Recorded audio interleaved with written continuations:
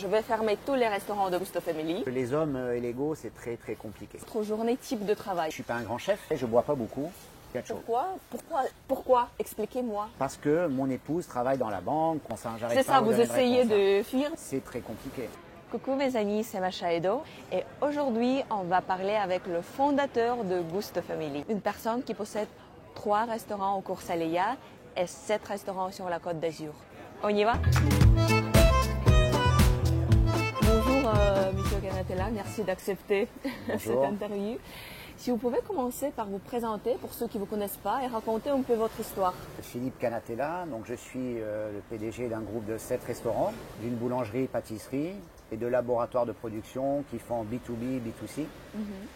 Je suis natif de Nice et mon histoire elle est assez simple. Mon père a été déjà restaurateur et j'ai récupéré à l'âge de 25 ans le premier restaurant du groupe aujourd'hui qui est le restaurant Boccaccio. Et si vous pouvez nous parler de votre premier emploi, comment c'était? Le premier emploi, c'était, j'étais très jeune. très jeune, j'avais 15-16 ans, c'était dans la restauration. Ah, c'était 15-16 ans. Oui, en travail d'été. Et c'était dans la restauration en cuisine. D'accord. Donc le risque quand on travaille très jeune dans la restauration, c'est qu'on veut arrêter l'école pour faire ce métier-là. Mais j'ai pas arrêté l'école. C'était dur ou vous avez aimé tout de suite et vous avez décidé que voilà, ça c'est votre métier à vous?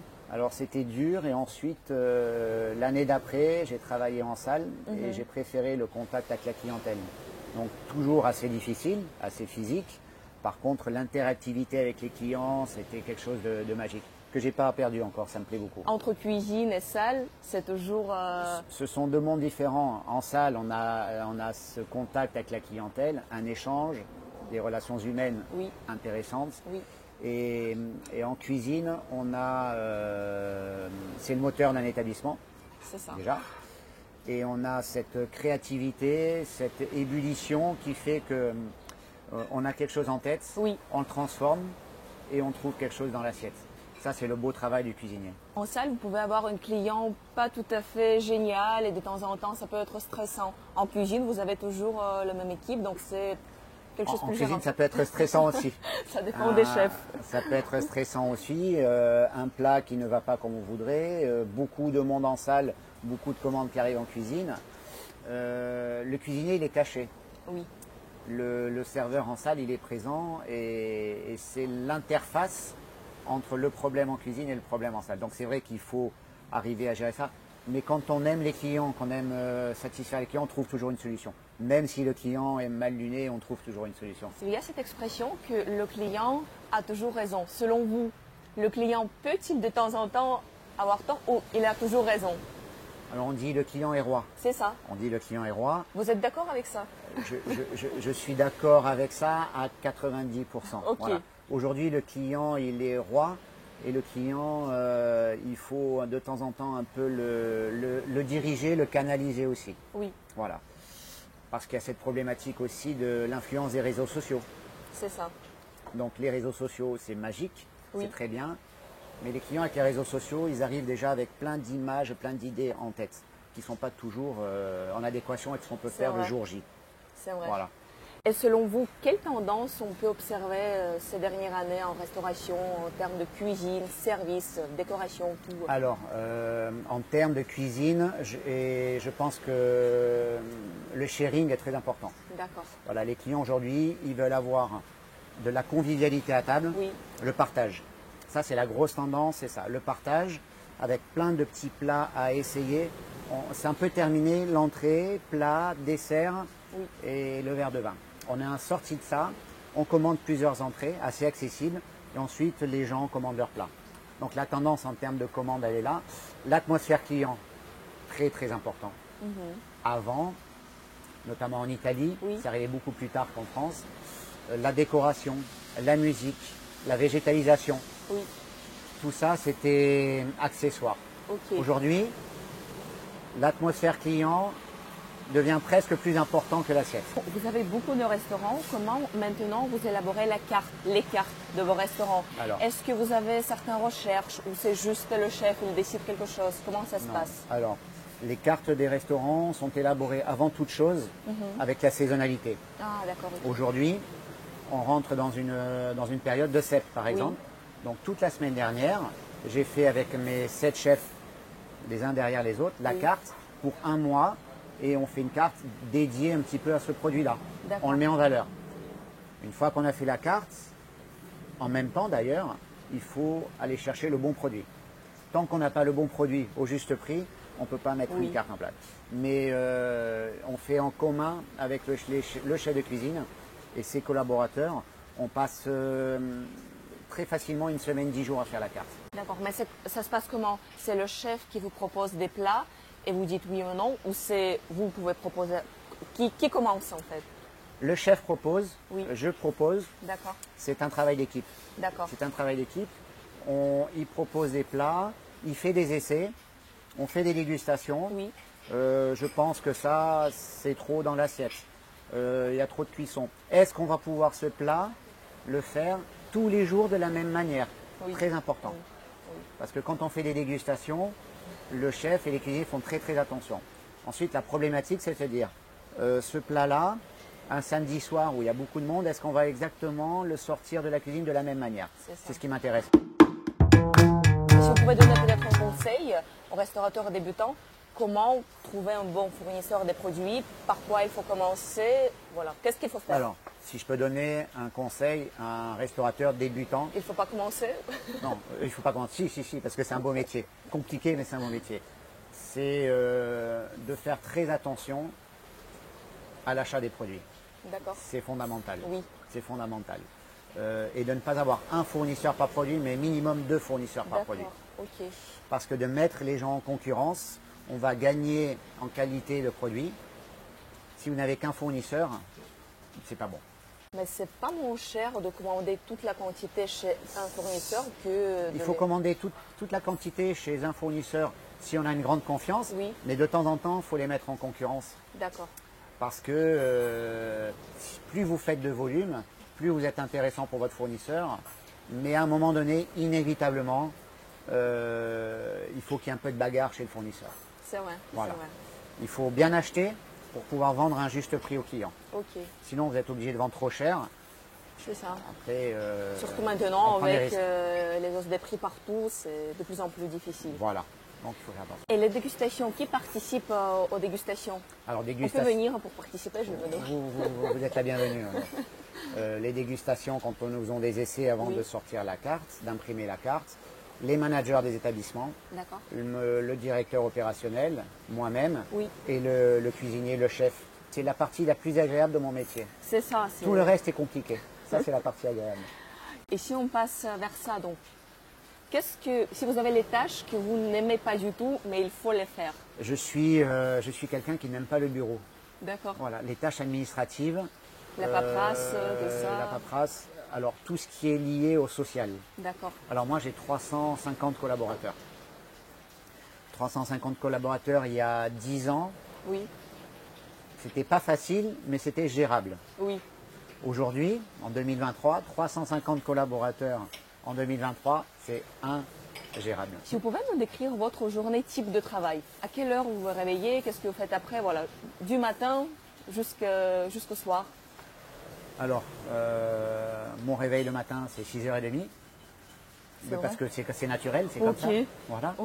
Ensuite, moi, j'essaye de caler mes journées entre le travail et un peu de sport. D'accord. Donc, j'ai des longues journées, mais ça fait partie de mon hygiène de vie, de mon équilibre. Oui. Ça me permet d'évacuer un petit peu le stress du travail et d'aller faire un peu de sport à côté. Et d'avoir beaucoup de dégustations également et d'être toujours en forme. Bon, c'est pas toujours, c'est pas tous les jours. Donc le travail pour nous, il démarre dans les restaurants à 8h30. Donc je passe par le bureau pour voir si tout va bien. Signature des virements et des chèques. Je démarre la journée avec ça, c'est pas ce qu'il y a de plus agréable. Et ensuite je fais le tour des restaurants. Surtout au niveau des ateliers de production, pâtisserie et la cuisine. Voilà. Voir si tout le monde est sur le terrain. Et ensuite, on a 3 fois par semaine des réunions. Une avec toute l'équipe de la com, nos managers et tout ce qui est administratif. Voilà. Donc ça prend un peu de temps. À partir de 11h30, tous les rendez-vous sont terminés. Parce que là, moi, mon travail, c'est d'être en salle. Alors, je suis en salle là où j'ai une équipe un peu plus faible que dans l'autre. J'essaie de combler les trous. Ok. Ensuite, le service se termine. Oui. Retour au bureau. Si j'ai une petite fenêtre d'ouverture pour faire du sport, je vais faire du sport. Et ensuite, notre travail reprend le soir à 18 h. D'accord. À 18 h, où là, par contre, on se met en place pour le service du soir. Et c'est un travail en salle. On partage avec le cuisinier, le chef de cuisine, voir si tout le monde est à son poste, si tout le monde est présent. Oui. La fréquentation, la météo pour la plage, notamment pour la plage, et jusqu'à 23h30 minuit. D'accord, donc c'est pas 35 heures par semaine, je crois. Ah que, non, c'est un peu plus. C'est pas 35 heures par semaine. Un peu plus. Je crois que à Nice, c'est pas très souvent que même des grands groupes de restaurants, ils ont ce côté marketing vraiment très professionnel. Comment vous arrivez à avoir cette qualité du marketing? Alors le marketing dans la restauration, c'est assez récent finalement. Je crois 8-10 ans, on va dire. 8-10 ans. En France. En France, voilà, en France. Avant, on n'avait pas trop. L'image, aujourd'hui, l'image, les gens sont sensibles à l'image. Oui. Si on veut capter une nouvelle clientèle et pas se contenter de notre clientèle, et si on veut, il faut capter cette clientèle jeune, qui sera notre future clientèle de 30, 35, 40, on ne peut pas passer à côté de l'image. Et l'image, elle passe par le marketing digital. Je me rends compte quand même de plus en plus que les gens arrivent dans les établissements avec le téléphone et cherchent l'établissement. Carmela, un de nos établissements, on voit une jeune clientèle très féminine qui arrive avec le téléphone en main et qui lève la tête, ah ben Carmela c'est là. Ça. Donc elles ne connaissaient pas le restaurant mais elles l'ont vu sur les réseaux. Oui. Ou peut-être c'est Google également. Google, la plage, le Galet, pareil. On a rénové un restaurant, le Boccaccio, cet hiver. Oui. C'est magnifique. Donc, voilà, superbe, on a fait un bel établissement. Et on a senti, donc on a beaucoup communiqué sur les réseaux, beaucoup, avec de belles images parce que la décoration est gentille. Et je vois la clientèle qui arrive au Boccaccio avec des photos déjà sur le téléphone, des captures d'écran d'Instagram, et ils veulent exactement la même chose. Instagram, pour moi, aujourd'hui, est très important. Mais pas seulement pour la clientèle, pour le recrutement aussi. Ah, c'est vrai. Voilà. C'est vrai. Vous êtes en contact avec un jeune collaborateur à Paris, à Milan, qui a travaillé dans de beaux établissements. La première chose que va faire ce jeune collaborateur-là, qui aime le métier, il va regarder votre Instagram et vos critiques sur Google. Oui. C'est ça. Donc il faut faire très attention à l'image, non seulement pour le client, mais aussi pour aller chercher les jeunes talents. C'est vrai. Donc Instagram n'est pas qu'un outil commercial, c'est un outil RH aussi. Voilà. Ensuite LinkedIn, bien sûr. Pour moi, aujourd'hui, Instagram et le site internet, très très important aussi. Oui. Pourquoi vous avez décidé de ne pas donner votre nom à votre groupe de restaurants? Parce que c'est très souvent que les gens ils donnent quand même le nom, son propre nom. Pourquoi c'est Gusto Family? Alors déjà parce que je ne suis pas un grand chef, ça part de là. Pour moi, on donne un nom à une pâtisserie. Si je suis un Cédric Grolet, je vais m'appeler ma pâtisserie Cédric Grolet. Philippe Canatella, aujourd'hui, en restauration, c'est personne. C'est quelqu'un qui gère des restaurants à Nice. Je ne suis pas un grand chef étoilé, moi. Donc vous pensez que chef, c'est en fait... Ça mérite d'avoir le nom en vitrine. Et le dirigeant? Le dirigeant, même s'il fait beaucoup de travail, après, c'est peut-être un peu d'égo de mettre son nom. Voilà. Moi, je préfère rester à ma place. Un peu plus caché. Un peu plus caché. La valeur de l'établissement, c'est un nom, c'est une enseigne. Moins on parle de Philippe Canatella, mieux c'est. Voilà. Donc si on ne parle pas de Gusto Family, quels sont vos 5 restaurants préférés à Nice ou sur la Côte d'Azur? J'aime beaucoup, après vous allez me dire c'est votre associé à Carmela, mais j'aime beaucoup Pêche, le restaurant de Ceviche, de Loïs. Oui, ça on peut, ça, je peux on voit la connexion. Ok, on peut. Loïs, c'était payé. Il y a un établissement que j'aime beaucoup, c'est le restaurant du Métropole, géré par Christophe Cussac, qui aujourd'hui s'appelle Les Ambassadeurs, c'est l'ancien atelier de Robuchon, très très bien. Un bel établissement pour manger la viande, c'est le Beach Bar à Monaco, qui fait une viande de qualité aussi. C'est magnifique. Koya à Monaco aussi, cette belle cuisine péruvienne très très sympathique. Surtout la cuisine péruvienne, c'est quelque chose. Voilà. Que je ne sais pas faire, je ne connais pas, mais j'adore ça. Il y a le restaurant Nespo, chez Sébastien, on y mange très bien.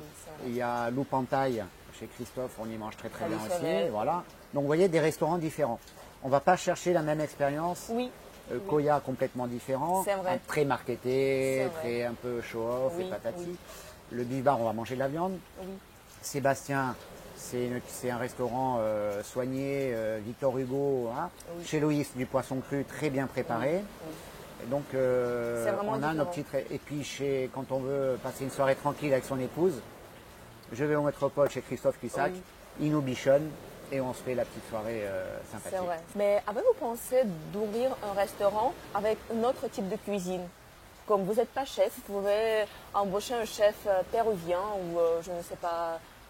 Alors, les chefs péruviens, il n'y en a pas beaucoup ici. Oui. Voilà, on a beaucoup d'Italiens. Les chefs péruviens, il n'y en a pas beaucoup. Vrai. Dans un coin de ma tête, un beau restaurant de viande à Nice, il n'y en a pas. Il y a le Beef Bar à Monaco. Oui, c'est vrai. Si on veut manger une belle pièce de bœuf avec des amis, notamment, peut-être même des copains, parce que c'est peut-être un peu plus masculin, il n'y a pas cette offre-là à Nice. Voilà. Donc peut-être... Peut-être. On ne sait pas. Je sais que vous allez me dire que ce n'est pas possible de choisir, que c'est comme choisir entre les enfants, mais si on prend Gusto Family, quel est votre restaurant préféré? Et je crois qu'il ne faut pas comprendre Boccaccio parce que c'est quelque chose... Donc, on ne parle pas de Boccaccio comme c'était, ça fait des années. Si quelqu'un vient et dit, je vais fermer tous les restaurants de Gusto Family, mais vous pouvez sauver un. Ouf. Alors, sauver, il peut y avoir le côté affect. Oui. Il peut y avoir le côté financier. Donc, qu'est-ce qu'on choisit? On peut prendre les deux, voilà. Côté émotionnel, côté financier. Alors j'ai beaucoup d'affect avec le nouveau restaurant que nous avons créé à Beaulieu, Ambrosia, qui est vraiment un bel endroit sur le port où j'ai vraiment plaisir à aller, et les clients aussi. Et c'est un établissement qui a été créé de A à Z avec l'aide de mon épouse vraiment assez poussée. Elle s'est beaucoup investie dans cet établissement-là. Et donc, en termes d'affect, si vous me demandez d'enlever le Boccaccio. Oui. Non, parce que sinon, c'était le Boccaccio. Oui, c'est pour ça que j'ai décidé de le faire. Boccaccio. À vrai dire, c'est compliqué parce que je mets beaucoup d'affect dans tous les restaurants. Après, le galet... parce que nous sommes ici. Parce qu'on est ici. Et le galet, on est en bord de mer. Oui. C'est joli. On aime travailler en bord de mer. Les clients sont beaucoup plus détendus aussi. Ils sont un peu en semi-vacances au galet. Donc la relation entre moi, les collaborateurs et les clients, elle est aussi peut-être un peu plus légère. Donc si on choisit finalement un restaurant, de réponse, hein. C'est ça, vous essayez de fuir, mais si on choisit un restaurant. Le galet. Ok. Du marché de restauration à Nice, en général, selon vous, quels sont les avantages et les inconvénients du marché de restauration d'aujourd'hui à Nice? Les inconvénients ont changé par rapport à il y a quelques années. Avant, Nice était une ville très saisonnière. Oui. L'activité professionnelle en termes d'hôtellerie-restauration démarrait plus ou moins à Pâques, jusqu'au 15 octobre. Aujourd'hui, la ville a grandi. On a beaucoup d'événements sportifs. Oui. Nous avions un peu de congrès, aujourd'hui un peu moins, parce que le Palais des Congrès est en phase de mutation. Mais c'est une ville qui, quand même, a une linéarité pas sur 12 mois, mais sur 9 mois assez facilement. Donc, on n'a plus ce pic d'activité estivale. On l'a bien entendu, mais il est plus atténué. Oui. Ensuite, l'avantage de Nice par rapport à Paris. Prenons une grande ville et Nice. Nice, tout ce qui est manifestation qui parasite quand même l'activité, on a moins ça. C'est vrai. Voilà. On a une mairie qui gère bien ces choses-là. Ensuite, c'est une petite ville. C'est pas une grande ville. C'est pas tout à fait une grande ville. Oui. Donc on est un peu dans cette demi-mesure qui fait que la ville, pour moi, pour y travailler, je peux passer d'un établissement à l'autre en vélo, en trottinette. Vous avez parlé qu'il n'y a pas un bon restaurant avec la viande. Quel d'autres types d'établissements vous pensez que ça toujours manque à Nice? À Nice, il a tout. Je pense qu'il manque de grandes tables étoilées, avec 2 grands chefs reconnus. On a à Monaco, on a à Paris et dans d'autres villes de France. Oui. Je pense que dans les beaux hôtels qui sont en train de se créer actuellement, un bel établissement étoilé sur un dernier étage d'un bel hôtel, pour moi, il faut avoir. Voilà, ce serait superbe. Quelles sont les qualités que vous appréciez chez vos collaborateurs? L'honnêteté dans la relation. D'accord. La fidélité, mais surtout Alors, les collaborateurs en cuisine, j'ai des exigences particulières. Oui. En salle, ce sont d'autres. Ce D'accord. qu'on demande, nous, à nos collaborateurs en salle, même s'il n'a pas la technicité, Oui. si c'est pas vraiment ouvrir la bouteille comme il faut, Oui. on va l'accompagner pour faire. Ce qu'on demande à l'ADN d'un bon serveur, Oui. c'est d'aimer les gens, C'est vrai. de vouloir rendre service. Ouais. Voilà. Vous ne pouvez pas demander à une infirmière de bien soigner quelqu'un si elle ne supporte pas les personnes âgées. Voilà. C'est vrai. Et en salle, c'est exactement pareil. Pouvez-vous nous citer un plat de chacun de vos établissements qu'on doit goûter absolument? Le restaurant Boccaccio, il est connu depuis des années pour sa paella valenciana, qui est un plat qui n'a rien à voir avec un plat italien, mais qui a un lien familial. Voilà, c'est une expérience qu'on a depuis des années. Les gens viennent pour manger la paella chez nous, au Boccaccio. Pourquoi je voulais Parce toujours que demander, c'est juste mon intérêt. Pourquoi parce cette paella? que nous avions notre grand-père qui était en vacances en Espagne. On était petits et on était en voiture avec mon père. On mange la paella là-bas. Il venait d'ouvrir le restaurant Boccaccio et au retour de ce voyage-là, mon papa décide de mettre en place une paella avec les bons produits de la mer mélangés à ce riz de paella. Et ça a été un succès tout de suite. Et ça perdure depuis 30 et quelques années. Donc c'est vraiment l'histoire familiale. Voilà, donc cette paella qui n'a rien à voir avec un plat italien, pourtant, mais voilà. Dans tous les restaurants, on a les spaghetti au vongole, les spaghetti fruits de mer, ça on les retrouve de partout. Et les pâtes au vongole, c'est quand même un plat signature des établissements. Ambrosia, j'ai le cochon de lait qui est magnifique. À Carmel, là j'ai une pâte que j'aime beaucoup, c'est les pâtes cacio e pepe, qui est une pâte traditionnelle romaine. Moi je vais à la Favola, je mange la pizza calabrese parce qu'on a une pâte à pizza qui est particulière, avec une farine bio qui est très sympa. Et à la Voglia, on a les spaghettis aux fruits de mer qui fait vraiment énorme en plus. Voilà. Vous pouvez terminer toute la portion des pâtes? Moi oui, il faut que j'aille pédaler après. Ah d'accord, ok. Voilà, ça c'est ça l'idée. Voilà. Et si on parle de vous, quel est votre plat et votre boisson préférée? Si on me dit, voilà, vous allez le manger toute la semaine. Toute la semaine? Oui. Mon plat préféré, je ne pourrais pas. Voilà. C'est un plat romain, ce sont les bucatine à la matriciana. D'accord. C'est très très bon. Alors je ne sais pas pourquoi, si j'ai ça devant, je ne peux plus parler, c'est de la passion. Par contre, on ne peut pas en manger toute la semaine. C'est vrai. Selon vous, le succès, il a dû à la chance ou au travail? Là, je vais vous donner la réponse très très rapidement. C'est pas comme là, c'est le travail et le travail. Donc ça n'existe pas qu'on a quelque chose. La chance, elle l'aide. Oui. Ce sont des opportunités. On met tout ça. Il faut avoir un peu de nez aussi dans le monde du travail et des affaires. Oui. Il faut arriver à faire appel à ses sens. Si les sens fonctionnent bien, on se dit je vais dans cette aventure-là. On peut se tromper aussi, hein. On peut se tromper aussi. Si vous vous dites c'est la chance et vous ne travaillez pas derrière, ça ne dure pas longtemps. Selon vous, quelles sont les qualités essentielles pour le dirigeant?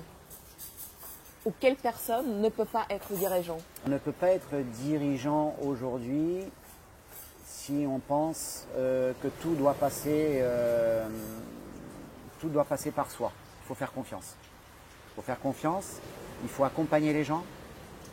Et en faisant confiance, il y a un respect qui s'installe dans la collaboration. Et c'est ce qui fait qu'on peut aller un peu loin.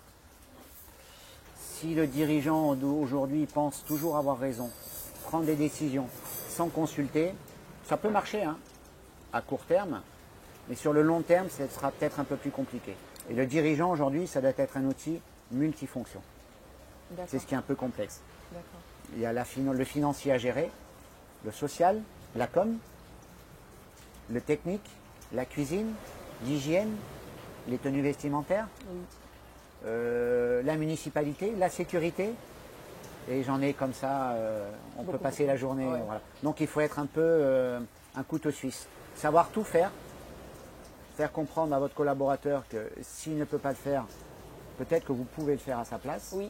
Peut-être pas de la même manière, on perd l'habitude, mais on peut tout faire, on connaît, on maîtrise peut-être pas autant que lui, mais on sait. Oui. Comment c'est fait, on sait si c'est bien ou c'est pas bien. Et du coup, le respect s'installe entre le collaborateur et vous plus facilement que si vous venez de la finance et vous ouvrez un restaurant. C'est ça. Voilà. Vous savez, je parle beaucoup avec des restaurateurs et c'est souvent que je les demande qu'est-ce qu'ils vont choisir être salarié avec un gros salaire ou être propriétaire. Et je parle avec des propriétaires. Et la majorité… Salarié. Pourquoi? Expliquez-moi, selon vous, pourquoi?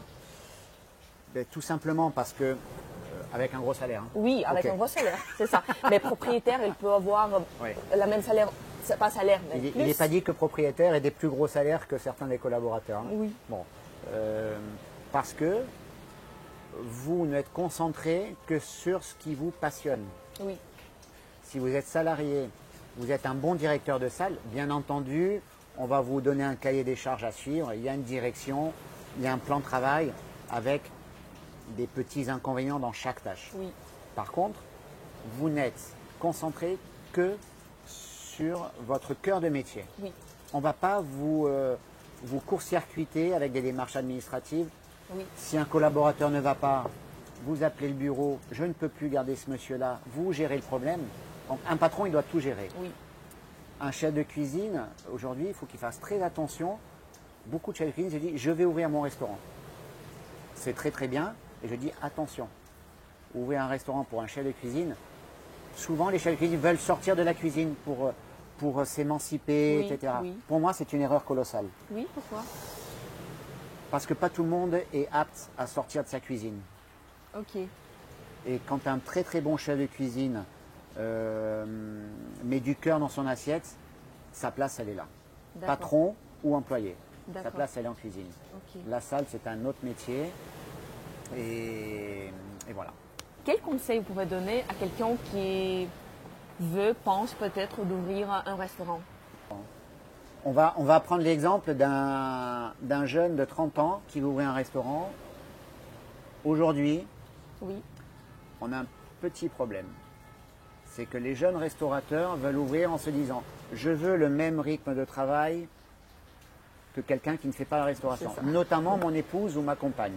Donc, premier point, de parler avec sa compagne ou son épouse, ou sa future épouse. On ne peut pas faire ce métier-là, à Nice, hein, peut-être que dans des villes comme Paris, ça marche, en étant fermé le samedi, dimanche et le lundi.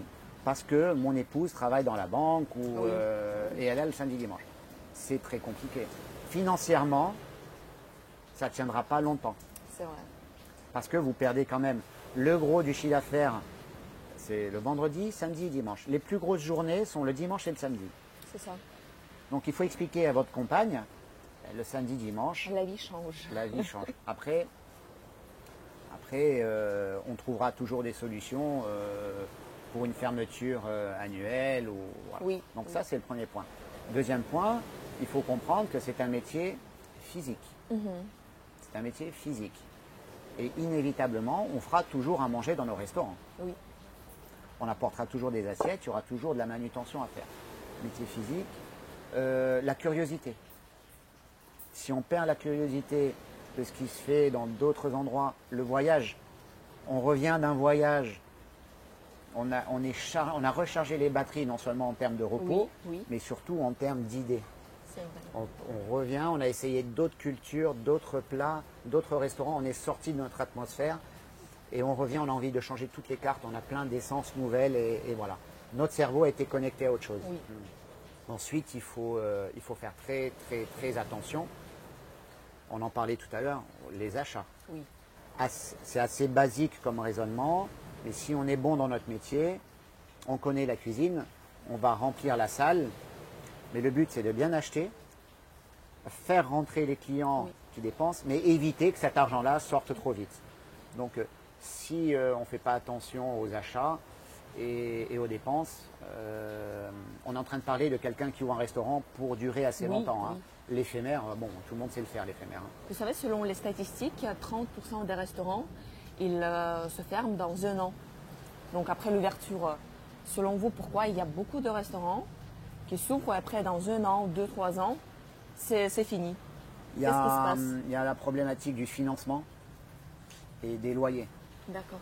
Donc si quelqu'un se lance, il a un beau projet. Oui. Les banques le suivent avec des garanties. Oui. Parce que les banques aujourd'hui, elles ne vous donnent pas de l'argent, allez-y, amusez-vous et faites-nous un beau château. Donc les banques prennent des garanties. Vous avez le loyer et surtout, On démarre dans un projet, on se dit il me faut 10 serveurs, 10 cuisiniers. La masse salariale dans notre métier, elle représente en moyenne pour de la restauration classique, traditionnelle, entre 38 et 42% du chiffre d'affaires. Ah ouais. Voilà. Je ne parle pas de fast-food et cuisine un peu. Oui, j'imagine. Entre 38 et 42% de masse salariale du chiffre d'affaires. Ça, les jeunes restaurateurs, ils ne l'intègrent pas. Ok. Pour avoir du résultat, il faut quand même gérer cette masse salariale-là. Donc on se dit, jour, il me faut ça, ça parce que je veux faire bien. Oui. On va vite se trouver avec 4-5 personnes de trop. Mais on a déjà dérapé. Et après, de rattraper ça, c'est compliqué. D'accord. Voilà. Donc il faut faire attention. Loyer, masse salariale à l'ouverture et le financement. Dernier bloc, on va parler du partenariat. Et certains de vos restaurants, vous avez ouvert avec d'autres restaurateurs. Donc comment il faut choisir un bon partenaire en termes de business? Bon partenaire en termes de business, je pense, mais j'ai pas, c'est pas moi qui ai la solution. Pour moi, Philippe Canatella, c'est la relation humaine. D'accord. On ne peut pas choisir un partenaire si la relation n'est pas saine. D'accord. Et fondée sur un seul souci, non pas qui fait quoi et l'ego de l'un ou de l'autre, parce que ça, il faut le mettre de côté. C'est le souci de bien faire dans cet établissement-là. Voilà. À partir, parce que les hommes et l'ego, c'est très très compliqué. C'est vrai. Voilà. C'est très compliqué et moi je suis très à cheval là-dessus. Donc on peut vite rentrer dans des guéguerres, je suis plus fort que. Voilà. Ma relation avec Loïs sur Carmela, on ne se connaît pas depuis 20 ans. C'est un jeune homme que j'ai côtoyé assez rapidement. La relation a été très très agréable. Il y a une confiance commune qui s'est installée. Rien d'écrit sur les papiers, ça s'est fait naturellement. Et nous avons une belle collaboration sur le laboratoire boulangerie, sur la pâtisserie et sur Carmela. Donc il faut que ça vienne naturellement. Et quand nous avons quelque chose à dire ou à l'un ou à l'autre, ça se fait sans aucune... D'accord. Bon, aujourd'hui, hein. Oui. Sans aucune approche. Oui, j'espère, j'espère aussi. Mais il faut qu'il y ait de l'intelligence. D'accord. Voilà. Ça, et ensuite, une complémentarité. Ça ne sert à rien que deux grands chefs s'associent pour faire un restaurant. Autant les s'associer avec un grand directeur de salle. Ok. Il faut qu'il y ait de la complémentarité. Très souvent, là où ça pourrait devenir compliqué, on a beaucoup de restaurateurs qui ouvrent avec des gros groupes financiers. Oui. Alors, ça peut être bien. L'argent, l'expérience, c'est bien, non? Ça peut être bien, mais ça peut être un peu trompeur aussi. Pourquoi? Le financier, il a un tableau Excel en tête. Ah, d'accord, ok. Le tableau Excel, c'est une image qui reflète la réalité, mais qui ne prend jamais en considération les impératifs journaliers de ce que peut représenter ce métier-là. Ok. On ne peut pas dire à un chef, tu as trop de personnel cet été. Parce que le pauvre chef, il a dû prendre plus de personnel. On ne peut pas dire, il faut rester ouvert toute la journée parce qu'on doit augmenter le chiffre d'affaires. On est limité en France par les horaires. Oui. Donc le chef, il doit gérer les horaires. Le groupe financier dit non, mais là, les horaires, ce n'est pas notre problème. Nous devons faire plus 20%. Voilà. Plein de petites choses qui font que, du coup, la discussion risque à un moment donné d'être compliquée. D'accord. Donc Voilà. c'est mieux de choisir quelqu'un du secteur. La connaissance du métier, pour moi. C'est important. La connaissance du métier, pouvoir s'asseoir, discuter. Quels sont vos projets? Nous étions penchés sur l'ouverture du restaurant La Favola sur une autre région en France. On voulait développer ce produit-là. Et ça, c'était avant la saison l'année dernière. D'accord, ok. Et après, la problématique de la gestion du staff m'a légèrement calmé. Okay. On a un souci dans notre métier aujourd'hui, de partout, l'hôtellerie, restauration et bien d'autres métiers, c'est le recrutement. C'est pas moi, c'est tout le monde. Oui. Tant qu'on n'a pas canalisé cette problématique-là, on a un problème dans le développement. Mon objectif aujourd'hui, c'est de... Tous les restaurants doivent être... on a refait le Boccaccio, on a créé Beaulieu, on a refait la Favola l'année dernière. Volia, on a refait un petit peu, on est en train de remettre. Le Galet, on a du matériel commandé pour l'été prochain. C'est de remettre les établissements vraiment en propre. Et d'arriver à stabiliser la relation collaborateur du groupe. On a un peu trop de turnover aujourd'hui. Mon axe principal, c'est celui-là aujourd'hui.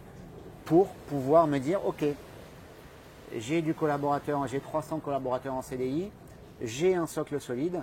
Oui. Même si j'ai un peu de turnover en été, c'est du CDD, mais je peux envisager l'ouverture d'un autre établissement. Oui. Ce serait certainement sur Nice, parce que je me rends compte, nous avons une plage à Cap d'Aille, je me rends compte que la distance, même si c'est pas très loin, c'est quand même de la distance. Et il ne reste que du blitz, donc en fait vous choisissez entre deux, même si c'est difficile. Déléguer ou faire soi-même? Délégué. Éducation ou expérience? Chez le collaborateur? Donc, ici, vous pouvez imaginer, vous pouvez répondre un peu plus... Éducation. Éducation. Et chez le collaborateur également? Surtout chez le collaborateur. Ok. Ouais. Donc, expérience, vous pensez que... Si on est éduqué, l'expérience, on peut l'acquérir. D'accord. Donc, c'est comme la base. L'expérience, elle vient avec les années. Ok. On ne naît pas avec l'expérience. Oui, c'est vrai. On grandit, on a un ADN familial, on est éduqué. Dans l'éducation, il y a j'écoute, j'apprends. D'accord. Voilà. Si dans l'éducation, il n'y a pas le j'écoute, j'apprends, je réponds, je regarde les gens, je fais, l'expérience, on va quand même, mais il va nous manquer quelque chose. D'accord. L'éducation est très importante. Gagner beaucoup d'argent dans un travail qu'on n'aime pas trop, ou gagner peu, mais en faisant ce qu'on aime. Ah ouais. Gagner peu en faisant ce qu'on aime. Si vous pouvez poser une question à Emmanuel Macron aujourd'hui, qu'est-ce que vous allez demander? Très très simple. Comment trouver des gens qui veulent bien travailler? Voilà. Vous pensez qu'il je demanderai à Emmanuel Macron, je lui demanderai de créer un bonus malus sur les collaborateurs. Voilà. Aujourd'hui, un collaborateur qui a eu 5, 6, 7, 8 ruptures conventionnelles, qui a passé 4 mois au chômage et que tous les 3 mois postule dans un poste de travail, qui a eu 60 arrêts maladie, etc. Pour moi, c'est du malus. Oui. Ce monsieur-là, je pourrais être en droit de savoir que ce monsieur-là, une fois sa période d'essai passée, va se mettre en arrêt maladie. C'est ça. Voilà. Parce que tous les gens sérieux derrière, pas moi personnellement, tous les gens sérieux derrière vont être impactés par cet absentéisme-là. C'est vrai. Donc voilà, la question à mon ami Emmanuel, c'est le bonus malus, pas pour les voitures, pour les collaborateurs. C'est vrai. Merci beaucoup. C'est moi qui vous remercie. C'était magnifique. C'est bon?